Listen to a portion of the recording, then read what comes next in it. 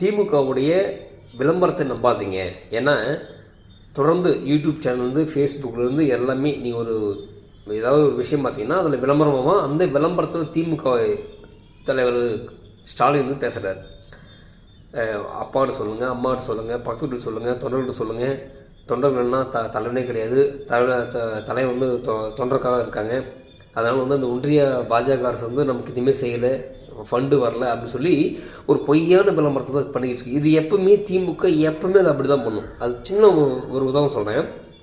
தமிழ்நாட்டில் ஒரு நடிகைக்காக உதயநிதி ஸ்டாலின் அவர்கள் விளையாட்டுத்துறை அமைச்சர் எதுக்காக நம்ம வந்து இவர் போட்டி வைக்கணும், கார் ரேஸ்க்காக போட்டி வச்சார். தமிழ்நாட்டில் எவ்வளோ பேர் வந்து அடித்தட்ட மக்கள் ஸ்கூல்லேருந்து அல்லது ஆரம்ப பள்ளியிலேருந்து விளையாட்டுத்துறை கார் ரேஸனாக இருக்கா. ஆனால் அதே ஸ்கூல்லேருந்து ஹையர் ஸ்கூல் வரைக்கும் கவர்மெண்ட் ஸ்கூல் வரைக்கும் எல்லா வகையான விளையாட்டுத்துறையும் இருக்குது. கொக்கோ இருக்குது, வாலிபால் இருக்குது, கபடி இருக்குது, ஷட்டில் இருக்குது, பேட்மிண்டன் இருக்குது. இந்த மாதிரி நிறைய விளையாட்டு இருக்குது. இதுக்கெல்லாம் தலைமை தாங்கி அவர் நடத்தலை. ஆனால் அவர் நடந்து கார் ரேஸ் ஒரு நடிகைக்காக நடத்தினார். சரிங்களா?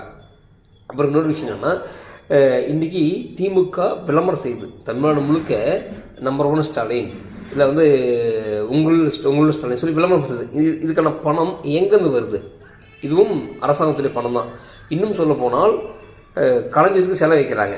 இந்த பணம் எங்கேருந்து வந்துச்சு? அப்போது ஒரு மத்திய அரசாங்கம் ஒன்றிய அரசாங்கம் நமக்கு வந்து எதுவுமே செய்யலைன்னா இப்போ இந்த பணத்தை மிச்சப்படுத்தி அதில் என்னென்ன பண்ண முடியும்? இப்போ எக்ஸாம்பிளுக்கு விவசாயிகளுக்கு கொட்டாய் அமைக்கலாம். இன்றைக்கி நெல் வந்து பார்த்தோன்னா முளை வந்து பயிர் விட்டுருச்சு, அந்தளவுக்கு இருக்குது தமிழ்நாட்டில். அதே மாதிரி அரசாங்க பள்ளிக்கூடம் எதுவுமே தரம் இல்லாமல் இருக்குது. கிட்டத்தட்ட பார்த்தீங்கன்னா 43,000 கோடியில் 42,000 கோடி வந்து சம்பளமாக போகுதுன்னு சொல்லி இதே அன்பில் பையன் வச்சு வந்து சொல்லியிருந்தார். அப்போ தமிழ்நாட்டில் இவ்வளோ சீர்கேடு வச்சுக்கிட்டு எதுக்கு எடுத்தாலும் இவங்க என்ன சொல்கிறாங்கன்னா மத்திய அரசாங்கம் தரல அப்படின்னு பழைய போட்டுட்டு தவிர எப்படி கேட்டு போகணும்னு தெரில, இல்லை இருக்கிற ஃபண்டை எப்படி சேமித்து வைக்கணும்னு தெரில. இப்போ யாராவது வந்து கேட்டாங்களா, எங்களுக்கு மாதம் பெண்களுக்கு 1000 ரூபா கொடுன்னு கேட்டாங்களா? ஆனால் இந்த பணம் எந்த ஒரு இன்வெஸ்ட்மெண்ட்டுமே இல்லாமல் அது வீணாக போய்கிட்டு இருக்கு. இதுவே சிறந்த பசங்களுக்கு, தெளிவாகிற பசங்களுக்கு கரெக்டாக நீங்கள் வேலை கொடுத்தனா அந்த வேலையிலேருந்து பணம் மீண்டும் அரசாங்கத்துக்கு இன்கம்மும் வரும். ஆனால் இது எப்படி வருது? டாஸ்மார்க் வழியாக போய் வீணாகி நாசமாக போகுது. அப்போ இதையெல்லாம் செய்யக்கூடிய இந்த அரசாங்கம் பொய் சொல்வது பாஜக வந்துடும் இன்னும் எத்தனை நாளைக்கு சொல்லுவீங்க? மற்ற மாநிலம் இன்னும் சொன்னால் கேரளா எடுத்துக்கோங்க. கேரளா பாஜக உள்ள வந்து நாங்கள் பிரச்சாரம் பண்ணுறதில்ல, பாஜக எதிர்க்கும். ஆனால் எல்லா விஷயம் கேரளா அரசாங்கம் செய்யும். அதே மாதிரி தான் கர்நாடகா நீங்கள் போயிட்டு பாருங்கள், அங்கேயும் காங்கிரஸ் இருக்குது, பாஜகவுக்கு சுத்தமாக ஆகாது. ஆனால் அந்த அரசாங்கம் கூட பாஜக எதிர்க்கும். ஆனால் எல்லா பழையத்துக்கு பாஜக மேலே போடாது.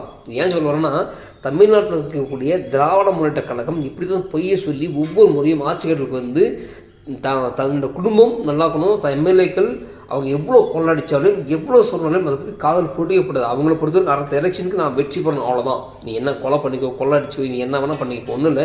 இது ஒரு நிகழ்வு நடந்திருக்கு.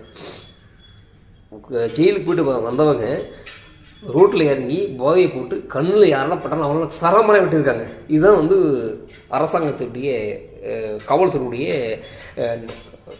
நடவடிக்கையாக, இல்லை சட்டம் ஒழுங்கா திமுக ஆட்சியுடைய போலீஸு தன்னுடைய நேரில் கட்டுப்படக்கூடிய இந்த ஸ்டாலின் அரசாங்கம் அந்த போதா சங்கம் விட்டுருச்சு.